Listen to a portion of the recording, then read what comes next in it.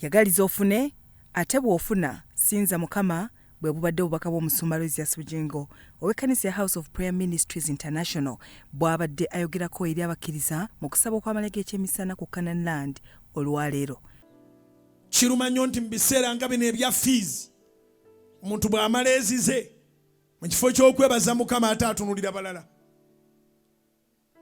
n'alaba abatannaba kuziwaayo n'atambula ng'aboogerera. Gundi n'ogamba yasasudde tebaggwa kwekaniikirira.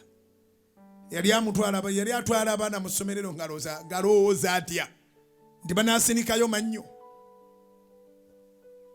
Wamaze ezizo weebaze Mukama.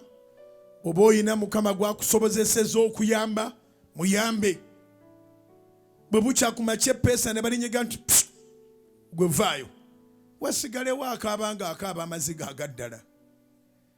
Mu kifo ky'okkaabya abantu leka bakaabe ng'ovudde mu nsi nga bakaaba amaziga agaddala ne tobakaabya nnaku. Mundabudde Bujjingo agamba nti beera n'omutima omulungi ogw'obuntubulamu n'okusaasira eri abo b'owangaala nabo mu nsi.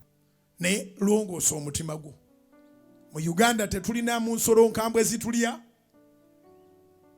ne bwe zibanga ezitolose mu zzu era abaliraanye ezzu boogera. Aba wildlife ne bagenda ne bazikwata ne bazizaayo.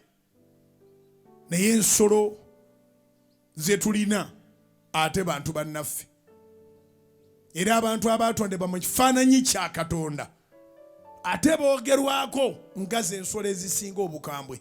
Katonda si nsolo. Katonda nga bw'alina ekisa lwana naawe obeere wa kisa. Ayongeddeko nti wadde nga bangi b'oyambye tebakujjukidde gwe tova ku mulamwa. Lwana ofaanane Katonda wo. Ekisa kikozesezza abantu bangi obubi.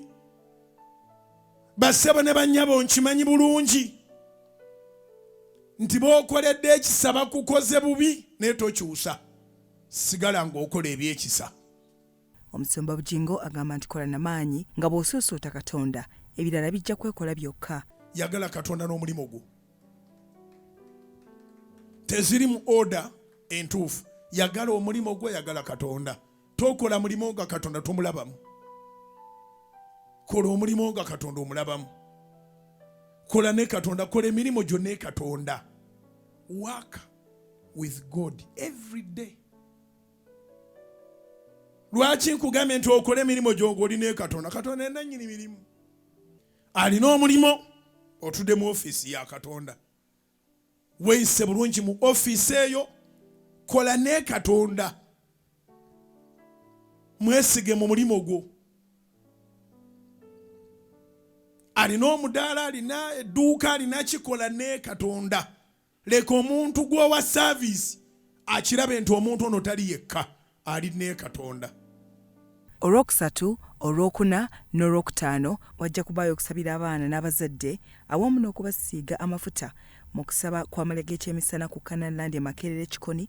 Omusumba Bujjingo bw'ati abakoowodde obutakusubwa.